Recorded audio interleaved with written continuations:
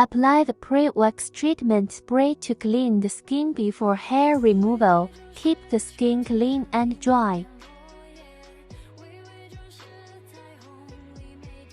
Using a spatula, apply a thin layer of cold wax on which the area to be treated in the direction of hair growth.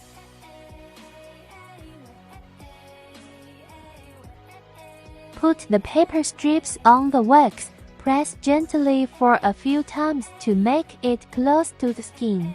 Tear the paper strips off with a firm action against the direction of hair growth. After hair removal, apply after-wax treatment spray to clean the residual wax and gently massage.